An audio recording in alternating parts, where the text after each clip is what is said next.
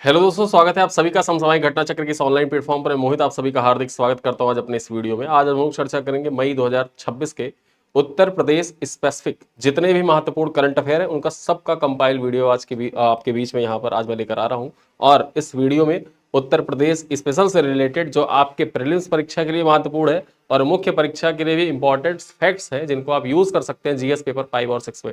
चूंकि जैसा कि आपने देखा ही होगा, जो मुख्य परीक्षा दिए हैं वो भी और जो मुख्य परीक्षा नहीं दिए थे 2024 का वो भी, 2024 मुख्य परीक्षा का जो मार्कशीट है वो जारी किया गया है।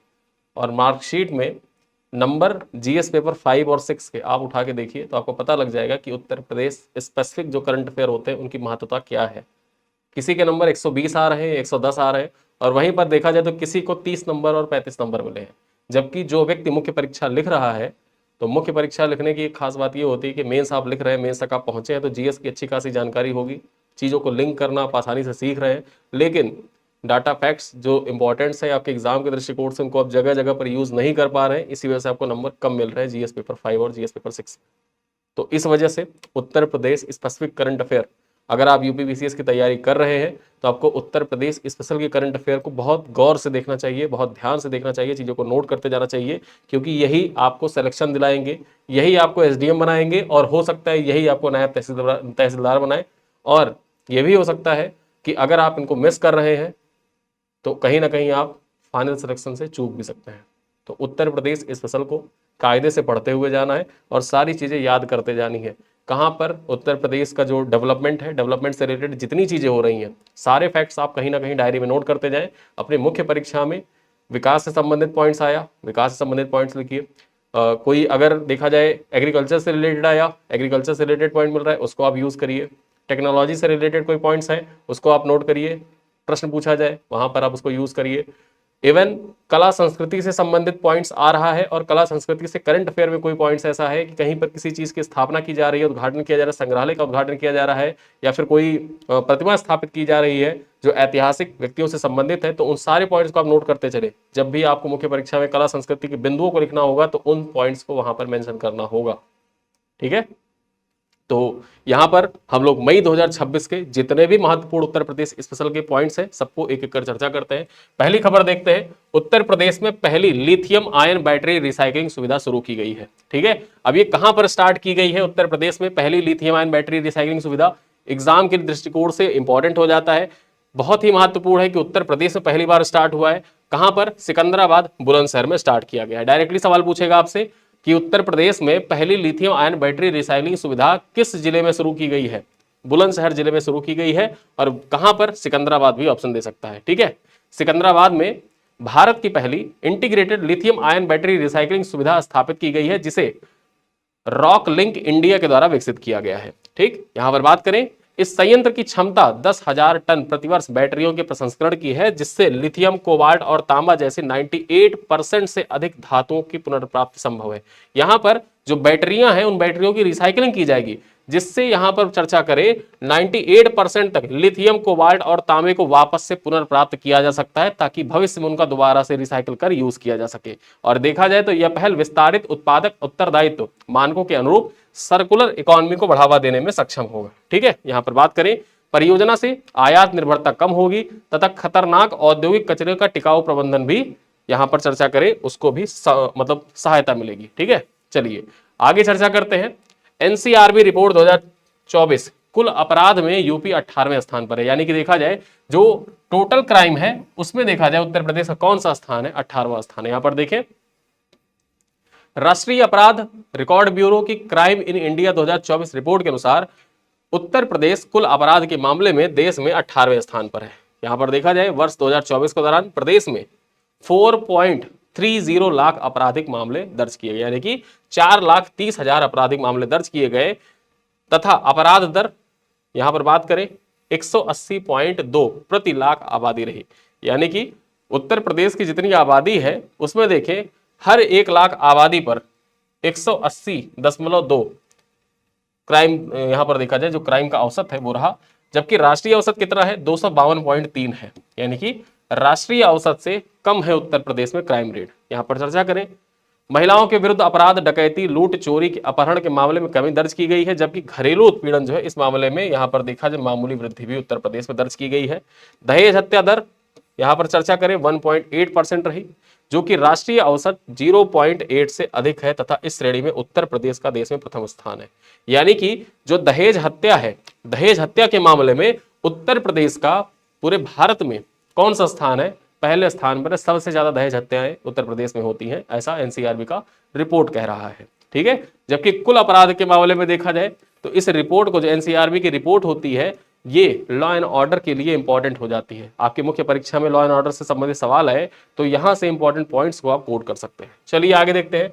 मेजा तापीय विद्युत परियोजना को मंजूरी दी गई है। अब ये जो मेजा तापीय विद्युत परियोजना है, ये कहां पर स्थापित किया जाएगा, तो आप जानते ही हैं, जो लोग प्रयागराज के रहने वाले उनको पता ही है कि मेजा प्रयागराज में आता है। ठीक है, एक ब्लॉक है मेजा। चलिए देखते हैं।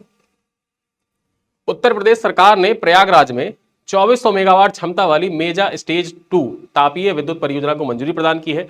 परियोजना के अंतर्गत 800 मेगावाट की 3 इकाइयां स्थापित की जाएंगी, जिनमें लगभग 3300 करोड़ रुपए का निवेश किया जाएगा। ठीक है, 3300 करोड़ रुपए का निवेश किया जाएगा। यहां पर देखा जाए तो यह परियोजना राष्ट्रीय ताप विद्युत निगम लिमिटेड एनटीपीसी तथा उत्तर प्रदेश राज्य विद्युत उत्पादन निगम की 50-50% उद्यम पर स्थापित की जाएगी, विकसित की जाएगी। यहां पर देखा जाए राज्य सरकार ने ऊर्जा सुरक्षा सुदृढ़ करने के साथ सौर एवं नवीकरणीय ऊर्जा क्षमता के विस्तार को भी बल दिया है। आगे चर्चा करें। अगली खबर क्या है, लीड्स 2025 रैंकिंग में उत्तर प्रदेश को एग्जेम्पलर अवार्ड से सम्मानित किया गया है। ठीक है, एग्जेम्पलर अवार्ड से उत्तर प्रदेश को सम्मानित किया गया है। चर्चा करते हैं। उत्तर प्रदेश को logistic ease across different state, ठीक, logistic ease across different states 2025 ranking में लैंडलॉक्ड राज्य की श्रेणी में एग्जेम्पलर अवार्ड से सम्मानित किया गया है। यह सम्मान नई दिल्ली में केंद्रीय वाणिज्य और उद्योग मंत्री पीयूष गोयल के द्वारा प्रदान किया गया था। यहां पर चर्चा करें तो राज्य ने लगातार 3 वर्षों तक अचीवर श्रेणी में रहने के बाद इस बार शीर्ष स्थान प्राप्त कर सर्वश्रेष्ठ लैंडलॉक्ड राज्य बनने की उपलब्धि हासिल की है। यानी कि सर्वश्रेष्ठ लैंडलॉक्ड राज्य लीड्स रैंकिंग में देखा जाए उत्तर प्रदेश को माना गया है। रैंकिंग लॉजिस्टिक अवसंरचना, सेवा और परिचालन दक्षता के आधार पर तैयार की जाती है। यानी कि जो रैंकिंग है, यह रैंकिंग मुख्यतः लॉजिस्टिक्स अवसंरचना, सेवाओं और परिचालन दक्षता के आधार पर तैयार की जाती है। अगली खबर क्या है, पंचायत चुनाव हेतु समर्पित पिछड़ा वर्ग आयोग के गठन को मंजूरी दी गई है। यानी कि उत्तर प्रदेश में देखा जाए पंचायत चुनाव जो होते हैं ना, इनके लिए समर्पित पिछड़ा वर्ग आयोग के गठन को मंजूरी प्रदान की गई है। देखा जाए तो उत्तर प्रदेश मंत्रिमंडल ने राज्य स्थानीय ग्रामीण निकाय समर्पित पिछड़ा वर्ग आयोग के गठन को स्वीकृति प्रदान की है। आयोग त्रिस्तरीय पंचायत चुनाव में अन्य पिछड़ा वर्ग यानी कि जो ओबीसी होता है, ओबीसी आरक्षण की प्रकृति, प्रभाव एवं सामाजिक स्थिति का अध्ययन करेगा। यहां पर बात करें, आयोग पंचायतवार अनुपातिक आरक्षण निर्धारित करने हेतु अनुभवजन्य अध्ययन आधारित रिपोर्ट राज्य सरकार को सौंपेगी। 5 सदस्यीय आयोग की अध्यक्षता इलाहाबाद उच्च न्यायालय के सेवानिवृत्त न्यायाधीश करेंगे तथा इनका कार्यकाल जो होगा वो 6 महीने का होगा। मतलब ये जो आयोग गठित किया जाएगा पिछड़ा वर्ग आयोग, इसका जो कार्यकाल 6 माह का होगा और इलाहाबाद हाईकोर्ट के जो रिटायर्ड जज है, ठीक है, रिटायर्ड जज, वो इसकी अध्यक्षता करेंगे, जो पंचायतों के लिए समर्पित पिछड़ा वर्ग आयोग गठित किया जाएगा उसकी। ठीक है, चलिए आगे देखते हैं। अगली खबर क्या है, ग्रामीण स्वच्छता सर्वेक्षण 2025 क्षेत्रवार सर्वश्रेष्ठ जिले कौन कौन से हैं। ठीक, यहां पर बात करते हैं ग्रामीण स्वच्छता सर्वेक्षण 2025 में मध्य क्षेत्र की श्रेणी में वाराणसी उत्तर प्रदेश को सर्वश्रेष्ठ जिला घोषित किया गया है। यानी कि क्षेत्रवार अगर हम बात कर लेते हैं तो जो मध्य क्षेत्र है, मध्य क्षेत्र में कौन सा जिला उत्तर प्रदेश का है जिसको सर्वश्रेष्ठ जिला घोषित किया गया ग्रामीण स्वच्छता सर्वेक्षण 2025 में, तो वाराणसी जिला है। ठीक है, पूर्वी क्षेत्र में भागलपुर, उत्तरी क्षेत्र में रोहतक, उत्तर पूर्वी क्षेत्र है, यहां पर देखें तो चुमो कैदिमा, ठीक है, चुमो कैदिमा जो है इसको घोषित किया गया है। पश्चिम क्षेत्र में देखा जाए तो महाराष्ट्र का सतारा तथा दक्षिण क्षेत्र में बात करें तो करीमनगर, ये तेलंगाना का है करीमनगर, इसको सर्वश्रेष्ठ जिला चुना गया है। केंद्र शासित प्रदेशों की श्रेणी में देखा जाए तो दादर और नागर हवेली को सर्वश्रेष्ठ प्रदर्शनकर्ता घोषित किया गया। यानी कि यूनियन टेरिटरी में दादर नागर हवेली को सर्वश्रेष्ठ प्रदर्शनकर्ता घोषित किया गया है। जबकि पश्चिमी क्षेत्र में देखा जाए तो महाराष्ट्र का सतारा जिला, इसको सर्वश्रेष्ठ जिला घोषित किया गया। दक्षिण का देखा जाए, दक्षिण क्षेत्र में तो तेलंगाना के करीमनगर को, वहीं पर पूर्वी क्षेत्र में भागलपुर को, उत्तरी क्षेत्र में रोहतक को, और उत्तर पूर्वी क्षेत्र में चोंगो केदिमा को, साथ ही साथ देखा जाए मध्य क्षेत्र जो है उसमें उत्तर प्रदेश के वाराणसी को सर्वश्रेष्ठ जिला घोषित किया गया है। तो ये पॉइंट आपको याद रखना है। आगे देखते हैं, लखनऊ बनेगा उत्तरी थिएटर कमांड का मुख्यालय। उत्तरी थिएटर कमांड का मुख्यालय कहां पर बनाया जाएगा? लखनऊ में बनाया जाएगा। चर्चा करते हैं तो भारत सरकार ने लखनऊ स्थित मध्य कमांड को प्रस्तावित उत्तरी थिएटर कमांड के मुख्यालय के रूप में विकसित करने की प्रक्रिया तेज कर दी है। यहां पर बात करें, यह कमांड लद्दाख से लेकर किबथू अरुणाचल प्रदेश में अवस्थित है। लद्दाख से किबथू तक फैली लगभग 3,488 किलोमीटर लंबी वास्तविक नियंत्रण रेखा यानी कि लाइन ऑफ एक्चुअल कंट्रोल की सुरक्षा के लिए जिम्मेदारी संभालेगी। यहां पर बात करें, सीडीएस जनरल अनिल चौहान की हालिया लखनऊ यात्रा को थिएटराइजेशन प्रक्रिया में महत्वपूर्ण चरण माना गया है। ठीक, देखते हैं, थिएटर कमांड की अवधारणा कारगिल समीक्षा समिति की सिफारिशों से प्रेरित है तथा इसका उद्देश्य तीनों सेनाओं को एकीकृत संचालन करना है। जैसा कि एकीकृत संचालन जो ऑपरेशन सिंदूर हुआ था उस दौरान महसूस भी किया गया था कि किस प्रकार से तीनों सेनाएं एक साथ कार्य करें, तीनों सेनाएं जो है उनका एकीकृत कमांड सेंटर हो और वहीं से निर्देशित हो तथा किस प्रकार से कार्यप्रणाली संचालित कर रही है, इन सभी चीजों का संचालन थिएटर कमांड से होता रहे। और इसी के लिए देखा जाए जो उत्तरी थिएटर कमांड का मुख्यालय बनेगा वो कौन सा बनेगा? वो बनेगा लखनऊ, उत्तर प्रदेश में। ठीक, चलिए आगे देखते हैं, उत्तर प्रदेश में शिशु मृत्यु दर घटी, मातृ मृत्यु दर बढ़ी है। ठीक है, यहां पर देखा जाए जो एसआरएस की रिपोर्ट आती है, सैंपल रजिस्ट्रेशन सिस्टम रिपोर्ट के अनुसार उत्तर प्रदेश में नवजात शिशु एवं अंडर 5 मृत्यु दर वर्ष 2024 के दौरान में कमी दर्ज की गई है। ठीक है, kangaroo mother care, milk bank, CPAP machine और नियमित टीकाकरण जैसी पहल शिशु मृत्यु दर को घटाने में सहायक रही है। अब ये पॉइंट यहां पर बात कर लें, ये आपके जीएस पेपर 5, ठीक है, मुख्य परीक्षा के लिए बेहद महत्वपूर्ण हो जाता है। सवाल आपसे डायरेक्टली पूछा जा सकता है। उत्तर प्रदेश में जो स्वास्थ्य व्यवस्था है, स्वास्थ्य अवसंरचना है, तो वहां पर ये 4 पॉइंट्स आप कोड कर देंगे तो प्रश्न आपका एकदम अलग तरीके से दिखेगा ही। यहाँ पर बात करें तो मातृ मृत्यु दर जो है, ठीक, मातृ मृत्यु दर ये 141 से बढ़कर 154 प्रति 1 लाख जीवित जन्म हो गया है। यानी कि प्रति 1 लाख जीवित जन्मों पर जो 154 माताएं हैं उनका देहांत हो जाता है जन्म देने के समय, जो कि चिंता का विषय बताया गया है। रिपोर्ट में प्रसव पूर्व देखभाल, भ्रूण निगरानी तथा प्रसवोत्तर स्वास्थ्य सेवाओं की गुणवत्ता सुधारने के लिए बल भी दिया गया है, जिससे देखा जाए जो ये मातृ मृत्यु दर है इसमें कमी लाई जा सके।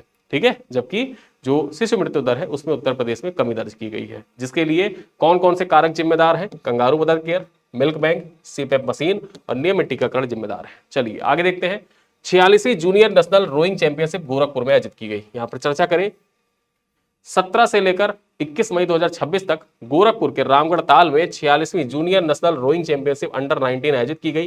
प्रतियोगिता में 20 राज्यों के लगभग 297 खिलाड़ियों तथा अधिकारियों ने पार्टिसिपेट किया था। यहां पर देखा जाए समापन समारोह में मुख्यमंत्री योगी आदित्यनाथ मुख्य अतिथि के रूप में सम्मिलित हुए थे।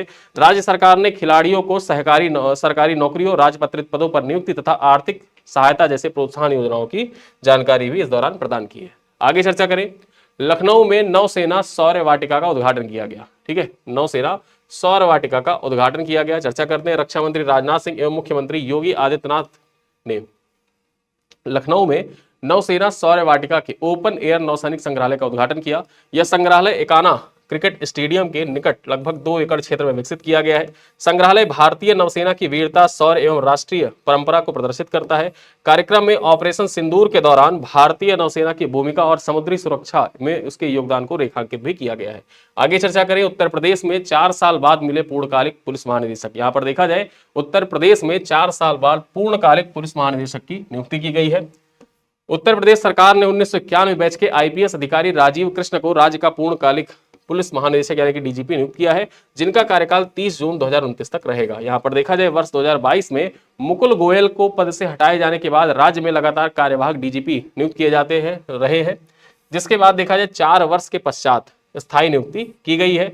देखा जाए तो यह नियुक्ति प्रक्रिया संघ लोक सेवा आयोग तथा पुलिस सुधारों से संबंधित प्रकाश सिंह याचिका के प्रावधानों के कारण विशेष रूप से चर्चा में रही। यहां पर बात करें, राजीव कृष्णा लखनऊ, आगरा, गौतम बुद्ध नगर सहित कई जिलों के महत्वपूर्ण दायित्व को निभा चुके हैं तथा उत्तर प्रदेश में आतंकवाद निरोधी जो दस्ता है, ठीक, आतंकवाद निरोधक दस्ता यानी कि एटीएस, यूपी एटीएस, इसके गठन में इनकी महत्वपूर्ण भूमिका रही है और अब इनको देखा जाए उत्तर प्रदेश का पूर्णकालिक डीजीपी नियुक्त कर दिया गया है। ठीक, तो ये उत्तर प्रदेश से रिलेटेड जो महत्वपूर्ण करंट अफेयर हैं उन पे हम लोग चर्चा कर रहे हैं। आगे चर्चा करें नॉर्थ टेक सिंपोजियम 2026। अभी जो नॉर्थ टेक सिंपोजियम 2026 इसके बारे में देखा जाए तो 4 मई 2026 को प्रयागराज उत्तर प्रदेश में 3 दिवसीय नॉर्थ टेक सिंपोजियम 2026 का उद्घाटन रक्षा मंत्री राजनाथ सिंह के द्वारा किया गया।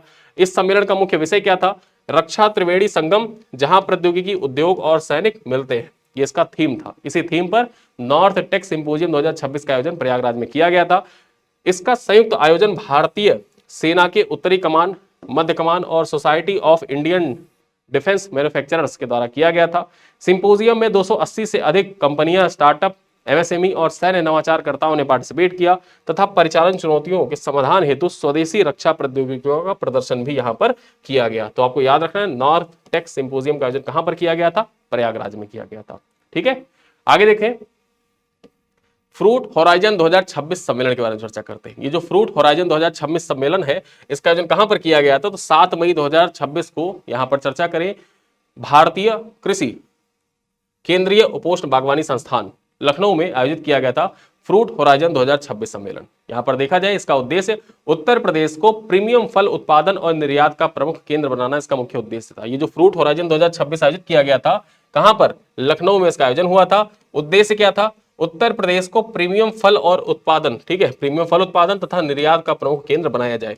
सम्मेलन में शिवराज सिंह चौहान ने वैज्ञानिक संस्थानों, कृषि तथा किसान कल्याण मंत्रालय, निर्यातकों और कृषि प्रसंस्करण तथा खाद्य निर्यात विकास प्राधिकरण यानी कि एपिडा के सहयोग से संयुक्त टास्क फोर्स गठन करने की भी घोषणा की है। यहां पर देखा जाए सम्मेलन में आम, अमरूद, लीची, एवोकाडो की गुणवत्ता सुधार, पेस्ट हार्वेस्ट प्रबंधन, जीरो रिजेक्शन निर्यात मानक तथा एफपीओ, एफपीसी और स्वयं सहायता समूहों की बाजार पहुंच सुदृढ़ करने पर भी बल दिया गया इस फ्रूट होराइजन सम्मेलन समारोह के दौरान। ठीक है, तो आपकी परीक्षा के लिए महत्वपूर्ण हो जाता है। अब कुछ प्रश्न है जिनका उत्तर आप कमेंट बॉक्स में देंगे। पहला प्रश्न क्या है? उत्तर प्रदेश में भारत की पहली integrated lithium ion battery recycling सुविधा कहां स्थापित की जा रही है? नोएडा में, कानपुर में, सिकंदराबाद में या फिर प्रयागराज में?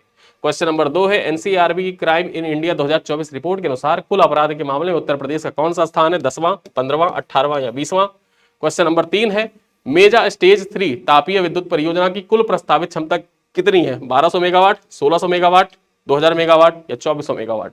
क्वेश्चन नंबर 4 है लीड्स 2025 रैंकिंग में उत्तर प्रदेश कौन सा सम्मान प्राप्त हुआ है? अचीवर अवार्ड, एस्पायरर अवार्ड, ठीक, एग्जाम्पलर अवार्ड या फिर स्टार परफॉर्मर अवार्ड? और अंतिम सवाल है 5वां 46वीं junior national rowing championship under 19 का आयोजन कहां पर किया गया था? वाराणसी, लखनऊ, गोरखपुर या आगरा?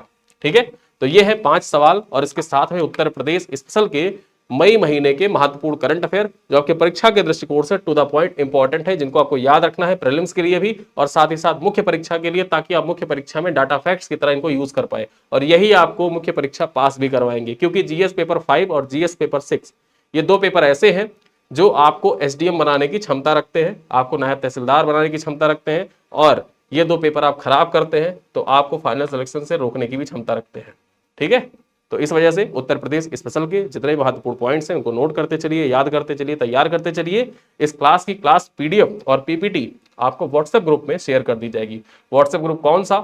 हमारा जो current affair daily current affair का मासिक पैकेज का व्हाट्सएप ग्रुप बना हुआ है, उस मासिक पैकेज के व्हाट्सएप ग्रुप में ये सारी पीडीएफ शेयर की जाती है। ठीक है, चाहे वो डेली करंट अफेयर की पीडीएफ हो या कंपाइलेशन पीडीएफ हो या बिहार स्पेसिफिक पीडीएफ हो, उत्तर प्रदेश स्पेसिफिक पीडीएफ हो, करंट अफेयर की जितनी भी मेरी क्लास आती है, ठीक है, जो भी मैं क्लास लेता हूं सारी पीडीएफ वहां पर शेयर की जाती है।